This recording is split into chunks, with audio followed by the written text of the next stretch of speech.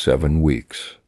That's how long my 14-year-old chocolate Labrador, Shadow, has been bleeding in his urine and begging for help that we never got.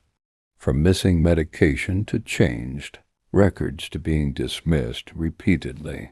This is my experience, and I refuse to stay quiet anymore. Hi, everyone. After 7 weeks of being ignored while Shadow has been bleeding in his urine nonstop, I need to tell you what happened. And to be clear, everything I say here is my personal experience, my opinion, and what I witnessed. I just want answers. I want accountability. And most of all, I want help for my dog. The Librela lie. I was told Librela had no side effects, none, zero. That it was a miracle injection with absolutely no risks. But when Shadow started declining, and I started asking questions, suddenly the tone changed. Suddenly they didn't want to discuss side effects at all. That was the first red flag, the house call refusal. Shadow was old. He totally collapsed, unable to get up. I asked for a house call, something many vets do offer when an animal is too unwell to travel. And what was I told? That doing a house call would somehow leave the vets down a vet and a vet nurse, as if my dog's suffering wasn't worth the inconvenience to them. Then changed medical records and appointment times. Then things got worse. Suddenly my appointment times were being remembered differently. Medical records looked different than what I remembered being told. You know that sinking feeling when something just doesn't add up? Yeah, that. Dangerous prescriptions. Shadow already has health issues caused by Librela. His body is compromised. Yet I was prescribed medication that I later discovered could have done more harm than good to a dog in his condition. And then, and this still makes my blood boil, they recommended a dog food that would have worsened his anemia. It felt like no one was looking at the whole picture of his health.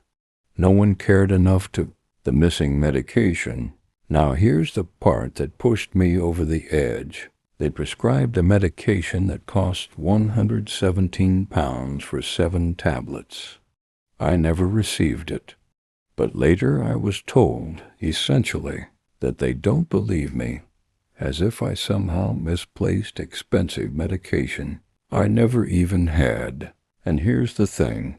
If I did have the medication, and Shadow has still been bleeding for 7 straight weeks, then that means the medication clearly didn't work. Either way, I'm left with a suffering dog and no answers.